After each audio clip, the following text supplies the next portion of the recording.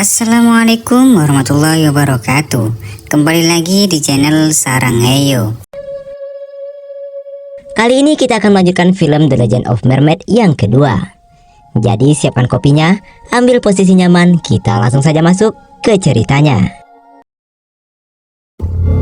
Jadi di ending film pertama, Yanli yang sudah tua melompat ke dalam lautan.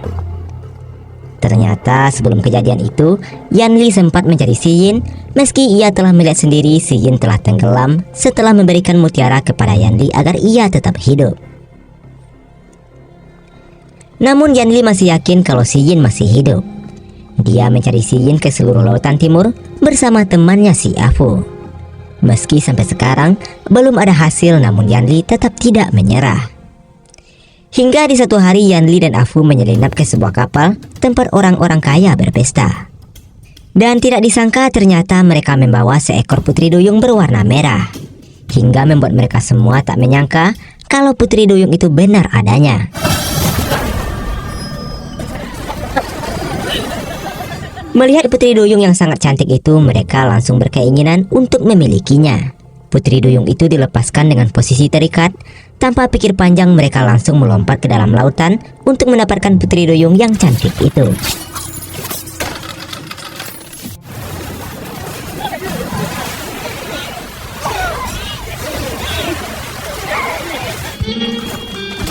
Lalu tiba-tiba Yanli melompat dan menghajar para lelaki itu.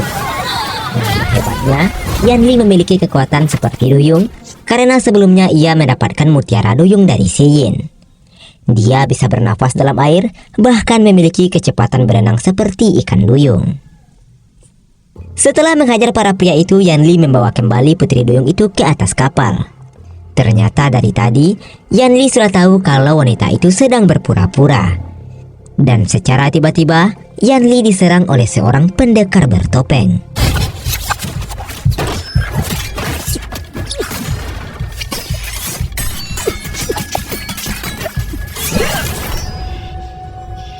Ternyata pria itu adalah Chan Qiang, yang rupanya ia berhasil selamat dari serangan naga waktu itu. Kemudian si putri duyung merah itu menyuruh mereka berhenti. Ternyata Chan Qiang itu adalah salah satu anak buah putri duyung merah itu. Putri duyung merah itu adalah selir dari kerajaan yang memimpin pasukan kapal ini. Namanya adalah Shen Mei. Setelah itu Shen Mei mengajak Yanli untuk masuk ke dalam kamarnya dan merayu Yanli. Namun Yanli tidak tergoda sama sekali.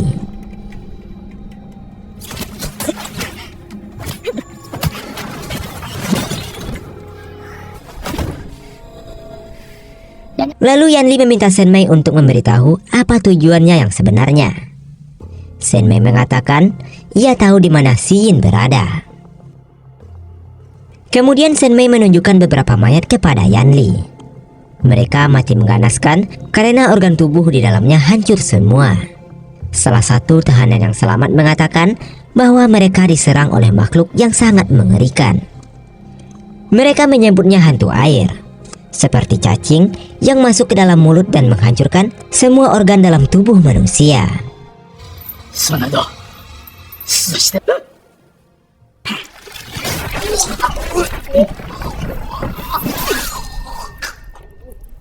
Namun secara tiba-tiba cacing air keluar dari salah satu mayat itu dan menyerang mereka. Cacing itu masuk ke dalam tubuh tahanan hingga Chan Qiang pun langsung membunuhnya. Lalu Shen Mei menceritakan asal-usul cacing itu. Cacing itu berasal dari akar naga yang menjaga mutiara kuno yang lokasinya ada di Pulau Putri Duyung. Dan jumlah hantu air itu sangat banyak, bahkan sampai ribuan. Dan itu akan membahayakan orang-orang yang tinggal di kawasan Laut Timur. Mereka harus ke sana untuk menidurkan sang naga agar cacing itu tidak keluar lagi. Namun pulau yang mereka ceritakan itu dikelilingi badai petir yang sangat besar. Untuk memasuki pulau itu mereka memerlukan mutiara yang ada di dalam tubuh Yanli. Mereka meminta Yanli untuk membantu mereka agar orang-orang di Lautan Timur selamat dari serangan cacing itu. Shen Mei juga menjelaskan bahwa Si Yin berkemungkinan besar ada di pulau itu. Mendengar itu Yanli sangat senang dan setuju untuk membantu mereka. Mereka pun langsung pergi ke sana dan benar pulau itu dikelilingi badai petir yang sangat besar. Lalu secara diam-diam, Yanli dan Afu pergi menggunakan kapal yang lebih kecil. Karena Yanli mempunyai mutiara duyung, jadi mereka dengan mudah masuk ke pulau itu. Sesampainya di sana, Yanli dan Afu langsung melihat banyak putri duyung yang sedang mandi-mandi.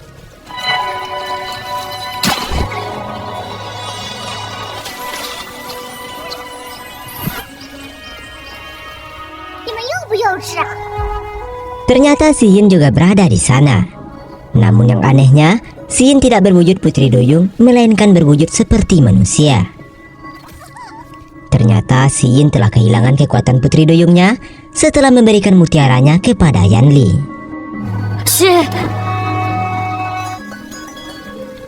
Melihat Yanli, Si Yin sangat takut, seolah-olah dia baru pertama kali melihat laki-laki.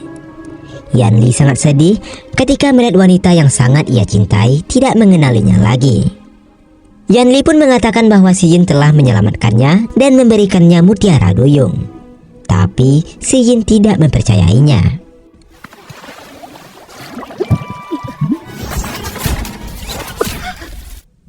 Tiba-tiba mereka berdua ditangkap oleh para putri duyung. Lalu tidak lama kemudian Shen Mei dan pasukannya datang. Hingga pertarungan pun terjadi.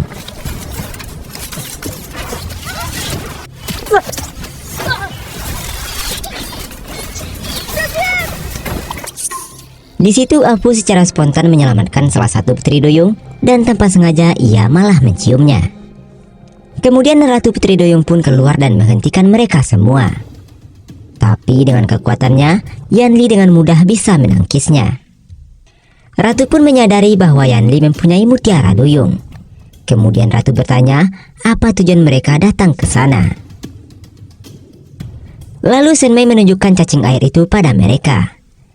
Para putri duyung pun kaget dan yakin kalau itu benar-benar berasal dari akar naga.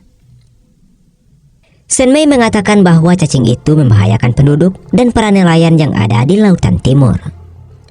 Lalu sang ratu mengatakan setiap dekade, naga harus disegel ulang. Untuk melakukan itu, dibutuhkan orang terpilih dari para putri duyung. Hanya yang sucilah yang bisa menahan dan menyegel lagi sang naga. Jadi mereka harus segera ke istana naga untuk mengambil mutiara naga secepat mungkin. Tapi sang ratu duyung curiga dengan bantuan Shen Mei. Kemudian Yanli meyakinkan ratu kalau ini semua demi kebaikan orang banyak. Ratu tetap tidak percaya pada manusia dan menyuruhnya untuk tidak ikut campur. Pada malamnya Afu secara diam-diam pergi menemui putri duyung yang dia selamatkan tadi siang. Duyung itu bernama JJ. Dan tampaknya JJ mulai menyukai Afu karena dia telah menyelamatkannya. Lalu Afu menceritakan hubungan Si Yin dan Yanli di masa lalu. Sementara itu Si Yin ternyata menyusup ke kapal dan masuk ke kamar Yanli. Si Yin menanyakan apa yang telah terjadi di masa lalu mereka. Yanli mengatakan bahwa mereka berdua saling mencintai. Bahkan Cinderella memberikan mutiara duyungnya pada Yanli agar dia bisa tetap hidup. Yanli berniat untuk mengembalikan mutiara duyung itu kepada Si Yin. Lalu Si Yin mengatakan bahwa mutiara duyung itu hanya bisa diberikan melalui mulut atau ciuman. Namun keduanya harus saling mencintai. Yanli pun bersiap untuk mencium Si Yin. Namun secara tiba-tiba Shen Mei mengetuk pintu dan dengan cepat Si Yin disembunyikan di dalam selimut. Shen Mei kemudian masuk dan ia menggoda Yanli. Tapi Yanli tetap menolak dan menyuruhnya untuk pergi. Setelah Shen Mei pergi, Si Yin pun keluar dan marah-marah karena cemburu. Dia mengira Yanli telah selingkuh. Keesokan harinya para putri duyung pergi ke istana naga. Lalu secara diam-diam Yanli dan Afu pun mengikuti mereka. Di sana mereka melihat mutiara naga itu telah redup dan harus diperkuat kembali. Dan hanya putri duyung terpilih dan sucilah yang bisa melakukannya. Satu persatu dari mereka mencoba mengambil mutiara itu. Namun hanya Si Yin lah yang bisa mengangkat mutiara itu. Mereka semua kaget karena Si Yin lah yang terpilih, sementara Si Yin sendiri sudah tak memiliki kekuatan duyung lagi. Di sisi lain, ternyata pasukan Shen Mei punya niat jahat. Shen Mei menghabisi semua putri duyung yang tertinggal dan mengambil mutiara duyung dari mereka semua. Sementara di istana naga, para putri duyung diserang oleh naga hingga terluka parah. Yanli dan Afu pun tidak tega. Mereka melempar peledak ke arah cacing itu, namun tak membuahkan hasil. Jadi mau tidak mau mereka harus kabur dan pergi dari sana. Namun sang ratu tak punya pilihan lain, karena malam itu mereka harus menyegel sang naga dengan mutiara naga yang telah mereka ambil. Beberapa saat kemudian, Si Yin diam-diam pergi menemui Yanli. Si Yin pun langsung mencium Yanli, tapi anehnya mutiara duyung itu tidak berpindah. Tuh karena keduanya harus saling mencintai. Di sini Yanli sadar kalau Si Yin tidak mencintainya karena ingatannya telah hilang. Si Yin benar-benar bersedih karena ingin melindungi kaumnya, dan Yanli pun hanya bisa terdiam mendengarkannya. Di sisi lain terlihat Shen Mei yang ada di kamarnya dengan wujud aslinya yang tampak tua, dan ia menggunakan sihir untuk terlihat awet muda. Sementara itu putri duyung pun berkumpul untuk menyiapkan pengorbanan pada sang naga. Terlihat Si Yin berpakaian begitu cantik, lalu ia mengambil mutiara naga dan mereka menyatukan kekuatan, hingga cahaya mutiara itu kini benar-benar terang. Lalu secara tiba-tiba pasukan Shen Mei datang dan menyerang mereka.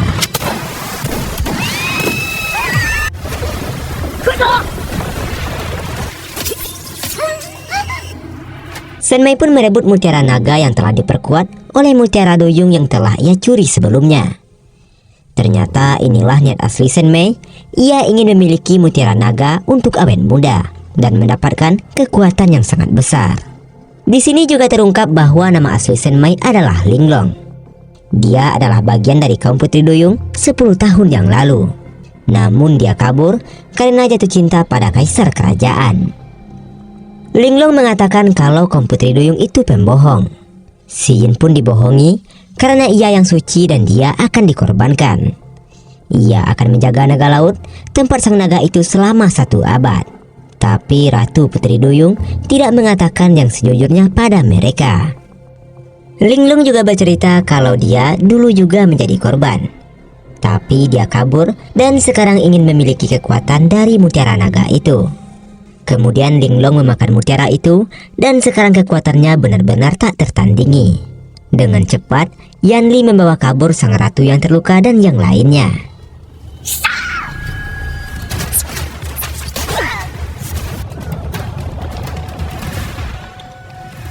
Beberapa saat kemudian sang ratu meminta maaf karena tidak mengatakan yang sebenarnya dari awal. Si Yin juga menyadari kalau ingatannya hilang bukan karena mutiara duyungnya telah hilang, tapi sang ratulah yang membuat Si Yin lupa ingatan.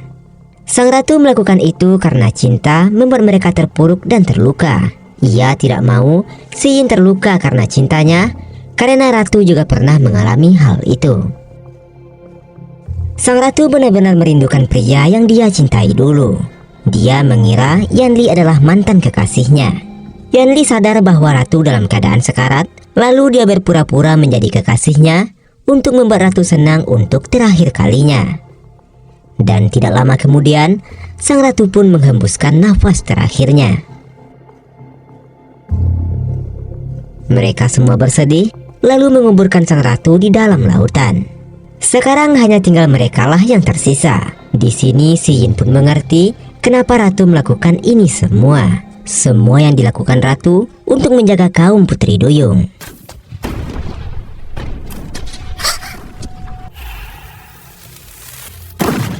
Kemudian terlihat kapal Linglong datang untuk menyerang mereka. Lalu mereka memilih Si Yin untuk menggantikan ratu dan memimpin mereka melawan balik pasukan Linglong.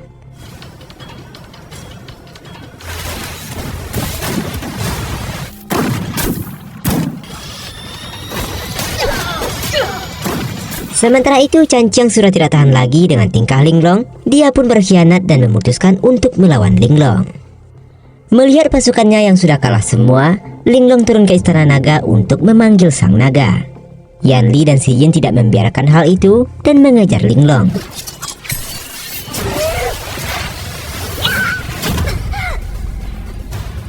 Namun Linglong yang sudah punya kekuatan naga dengan mudahnya mengendalikan cacing-cacing itu. Si Yin dan Yan Li pun dihajar habis-habisan oleh Linglong hingga Yan Li pun terlempar ke dalam laut. Si Yin yang melihatnya pun mencoba menolong Yan Li, tapi dia malah kehabisan nafas.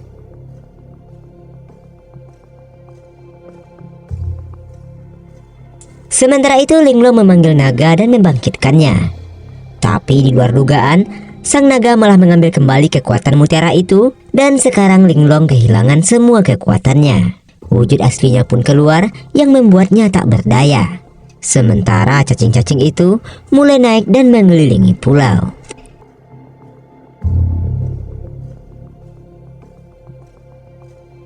Di saat Sin masih sekarat, ia mengingat kembali ingatannya yang dulu. Dia tersadar kalau sangat mencintai Yan Li dan menciumnya. Mutiara duyung itu seketika kembali ke Si Yin dan Yan Li juga bisa selamat.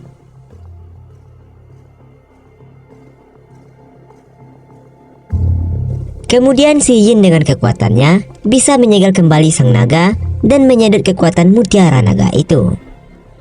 Linglong benar-benar terkejut kenapa Si Yin bisa melakukan hal itu. Itu dikarenakan Si Yin lah yang terpilih dan ialah yang suci dan bisa menyegel sang naga. Kemudian Linglong pun tewas dan menghembuskan nafas terakhirnya. Setelah itu mereka semua berkumpul dan sangat senang karena bisa mengalahkan sang naga. Lalu momen yang paling mengharukan adalah Si Yin sadar dialah yang terpilih dan harus menderita 1 abad sendirian untuk menyegel sang naga.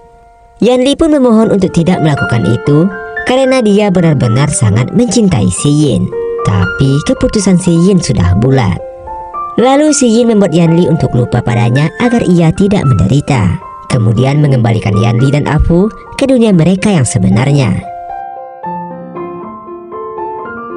Beberapa tahun kemudian terlihat Yan Li dan Afu pergi ke laut seperti yang kita lihat di akhir film part 1. Yan Li yang sudah tua ternyata ditemui kembali oleh Si Yin. Lalu film pun selesai.